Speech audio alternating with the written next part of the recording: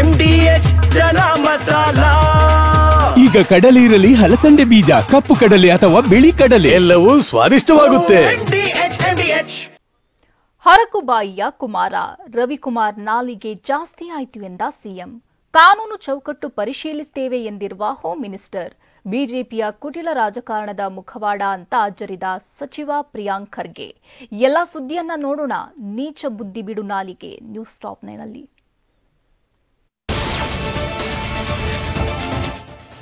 ಈ ಹಿಂದೆ ಕಲಬುರಗಿ ಡಿಸಿ ಬಗ್ಗೆ ಮಾತನಾಡಿದ್ದರೂ ಮೂಳೆ ಇಲ್ಲದ ನಾಲಿಗೆ ಬುದ್ಧಿ ಕಲಿಯಲಿಲ್ಲ. ಮತ್ತೆ ಸರ್ಕಾರದ ಮುಖ್ಯ ಕಾರ್ಯದರ್ಶಿ ಶಾಲಿನಿ ರಜನೀಶ್ ಬಗ್ಗೆ ನಾಲಿಗೆ ಹರಿಬಿಟ್ಟ ಹರಕುಬಾಯಿ ರವಿಕುಮಾರ್ ವಿವಾದ ಮೈಮೇಲೆ ಎಳೆದುಕೊಂಡಿದ್ದಾರೆ.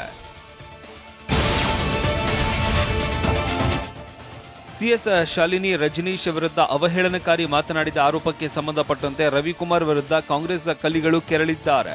ರವಿಕುಮಾರ್ ಲೂಸ್ ಟಾಕಿಗೆ ಕಾಂಗ್ರೆಸ್ ಹಾಟ್ ಟಾಪ್ ಆಗಿದೆ. ರವಿಕುಮಾರ್ ನಾಲಿಗೆ ಜಾಸ್ತಿ ಆಯಿತು ಅಂತ ಸಿಎಂ ಸಿದ್ದರಾಮಯ್ಯ ಕಿಡಿಕಾರಿದ್ದಾರೆ.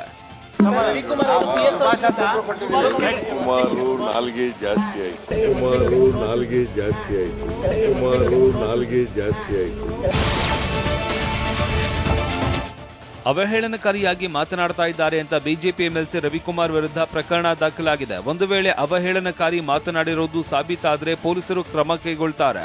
ಅವರು ಆ ರೀತಿ ಮಾತನಾಡಿರೋದು ಆಶ್ಚರ್ಯವಾಗುತ್ತೆ, ಅದು ಒಳ್ಳೆಯದಲ್ಲ ಅಂತ ಗೃಹ ಸಚಿವ ಡಾಕ್ಟರ್ ಜಿ ಪರಮೇಶ್ವರ್ ಹೇಳಿದ್ದಾರೆ. ಒಬ್ಬ ಒಳ್ಳೆಯ ಅಧಿಕಾರಿ ಬಗ್ಗೆ ಆ ರೀತಿ ಮಾತಾಡಬಾರ್ದು. ಯಾರೇ ಆಗಲಿ, ರವಿಕುಮಾರ್ ಆಗಲಿ, ಇನ್ನೊಬ್ಬರೇ ಆಗಲಿ, ಆ ರೀತಿ ಮಾತಾಡಬಾರ್ದು. ಅದನ್ನು ಕಾನೂನು ಚೌಕಟ್ಟಿನಲ್ಲಿ ನಾವು ಪರಿಶೀಲನೆ ಮಾಡಿ ಪೊಲೀಸ್ನವರು ಏನು ಮಾಡಬೇಕು ಮಾಡ್ತಾರೆ. ರವಿಕುಮಾರ್ ಮಾಡ್ತಾ ಇರುವ ತಪ್ಪನ್ನೇ ಪದೇ ಪದೇ ಮಾಡ್ತಾ ಇದ್ದಾರೆ. ಹೀಗಾಗಿ ಕಾಂಗ್ರೆಸ್ ನಾಯಕರು ಬಿಜೆಪಿಯ ಸಂಸ್ಕೃತಿಯನ್ನ ಕೆದಕಿ ಕೆರಳಿ ಕೆಂಡವಾಗಿದ್ದಾರೆ. ಇದು ಬಿಜೆಪಿಯ ಕುಟಿಲ ರಾಜಕಾರಣದ ಇನ್ನೊಂದು ಮುಖವಾಡ. ಮಹಿಳಾ ಕುಲಕ್ಕೆ ಮಾಡಿದ ಅಪಮಾನ ಅಂತ ಬೀದರ್ನಲ್ಲಿ ಸಚಿವೆ ಲಕ್ಷ್ಮೀ ಹೆಬ್ಬಾಳ್ಕರ್ ಆಕ್ರೋಶ ಹೊರಹಾಕಿದ್ದಾರೆ. ಇದು ಬಿಜೆಪಿಯವರ ಒಂದು ಕುಟಿಲ ರಾಜಕಾರಣದ ಇನ್ನೊಂದು ಮುಖವಾಡ ಅಂತ ಹೇಳ್ಬೋದು. ಅವರು ಮಹಿಳೆಯರ ಬಗ್ಗೆ ಬಹಳಷ್ಟು ಗೌರವದ ಮಾತನ್ನ ಒಂದ್ ಕಡೆ ಮಾತನಾಡ್ತಾರೆ, ಬಾಯಿ ತೆಗೆದ್ರೆ ಈ ರೀತಿ ಹಲ್ಕಾ ಮಾತನ್ನ ಮಾತನಾಡ್ತಾರೆ. ಸೊ ಇದು ಅವ್ರ ಸಂಸ್ಕೃತಿಯನ್ನ ಎತ್ತಿ ತೋರಿಸುತ್ತೆ. ಅವ್ರಿಗೆ ನಾಚಿಗೆ ಮಾನ ಮರ್ಯಾದೆ ಏನೂ ಇಲ್ಲ. ಎಂಎಲ್ಸಿ ರವಿಕುಮಾರ್ ಆರ್ಎಸ್ಎಸ್ ಶಾಖೆಯಿಂದ ಬಂದವರು. ಗಾಂಧಿ ಪ್ರತಿಮೆ ಮುಂದೆ ನಿಂತು ಇಂತಹ ಮಾತುಗಳನ್ನು ಆಡ್ತಾರೆ ಅಂದ್ರೆ ಅವರದ್ದು ಕೊಳಕು ಬುದ್ಧಿ, ಕೊಳಕು ಮನಸ್ಸು ಮತ್ತು ಕೊಳಕು ನಾಲಿಗೆ. ಆರ್ಎಸ್ಎಸ್ ಕೊಟ್ಟ ತರಬೇತಿಯಿಂದಾಗಿ ಈಗ ಅವರು ಈ ರೀತಿ ಮಾತನಾಡ್ತಾ ಇದ್ದಾರೆ ಅಂತ ಕಲಬುರಗಿಯಲ್ಲಿ ಸಚಿವ ಪ್ರಿಯಾಂಕ್ ಖರ್ಗೆ ಹೇಳಿದ್ದಾರೆ.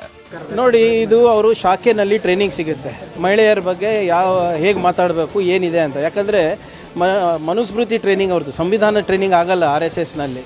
ಮನುಸ್ಮೃತಿನಲ್ಲಿ ಮಹಿಳೆಯರ ಸ್ಥಾನಮಾನ ಏನಿದೆ ಅಂದ್ಬಿಟ್ಟು ತಮಗೂ ಚೆನ್ನಾಗಿ ಗೊತ್ತಿದೆ ಅದರಲ್ಲಿ. ಸೊ ಇದು ಅವರ ಕೊಳಕ ಮನಸ್ಸು, ಕೊಳಕ ಬುದ್ಧಿ ಮತ್ತು ಕೊಳಕ ನಾಲ್ಗೆ ಮಾತಾಡೋದು ಯಾವಾಗಲೂ ಕೂಡ. ಎಂಎಲ್ಸಿ ರವಿಕುಮಾರ್ಗೆ ನಾಯಿಗೆ ಬರುವ 3 ಕಾಯಿಲೆ ಬಂದಿದೆ. ಸುಮ್ನೆ ಬೊಗಳೋದು, ಬೇಬಿಸ್ ಕಾಯಿಲೆ, ಪಾರ್ವೋ ವೈರಸ್ ಬಂದಿದೆ. 3 ಬಿಟ್ಟಿರೋರಿಗೆ 3 ಕಾಯಿಲೆಗಳೇ ಬರೋದು ಅಂತ ಬೆಂಗಳೂರಿನಲ್ಲಿ ಕಾಂಗ್ರೆಸ್ ಶಾಸಕ ಪ್ರದೀಪ್ ಈಶ್ವರ್ ಕಿಡಿಕಾರಿದ್ದಾರೆ. ಎಂಎಲ್ಸಿ ರವಿಕುಮಾರ್ ಅವ್ರಿಗೆ ನಾಯಿಗೆ ಬರುವ 3 ಕಾಯಿಲೆಗಳಿಗೆ ಬಂದಿದೆ ಅಂತ ನನಗೆ ಅನಿಸ್ತಿದೆ. ಮೊದಲನೇ ಕಾಯಿಲೆ ಹೆಸರು ಕ್ಯಾನೈನ್ ಡಿಸ್ಟೆಂಪರ್ ಅಂತ. 2ನೇ ಕಾಯಿಲೆ ರವಿಕುಮಾರ್ ಅವ್ರಿಗೆ ಬಂದಿರೋದು ರೇಬೀಸ್ ಕಾಯಿಲೆ. 3ನೇದು ಪಾರ್ವೋ ವೈರಸ್ ಅಂತ. ಇದು ನಾಯಿಗೆ ಬರೋ ಕಾಯಿಲೆ. ಮೋಸ್ಟ್ಲಿ ನಮ್ಮ ರವಿಕುಮಾರ್ ಅವರು ನನ್ನ ಬಾಧೆ ಇನ್ನ ವಿಧಾನ ಪರಿಷತ್ತಲ್ಲಿ ಇವ್ರು ಯಾರ್ಯಾರಿಗೆ ವೈರಸ್ ಹಬ್ಬಿಸ್ತಾರೋ ನನಗೆ ಗೊತ್ತಿಲ್ಲ.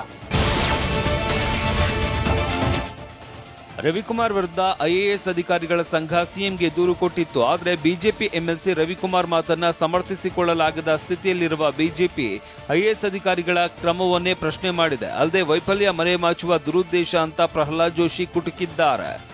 ನೋಡಿ, ರವಿಕುಮಾರ್ ಅವರು ಒಂದು ಸ್ಪಷ್ಟನೆಯನ್ನು ಕೊಟ್ಟಿದ್ದಾರೆ. ನಾನು ಯಾವುದೇ ಅರ್ಥದಲ್ಲಿ ಹೇಳಿಲ್ಲ ಅಂತ ಹೇಳಿ, ಮತ್ತು ಕೆಲವು ಸಂಘ ಅನ್ನುವಂಥವ್ರ ಹೆಸರಿನಲ್ಲಿ ಸ್ಟೇಟ್ಮೆಂಟ್ ಕೊಡ್ತಾ ಇದ್ದಾರಲ್ಲ, ಅಲ್ರಿ ಒಬ್ಬ ಅಡಿಷನಲ್ SP ಗೆ ಹೊಡೆಯಕ್ಕೆ ಹೋದ್ರು CM. ಅವಾಗೇನಾಗಿತ್ತು ನಿಮಗೆ?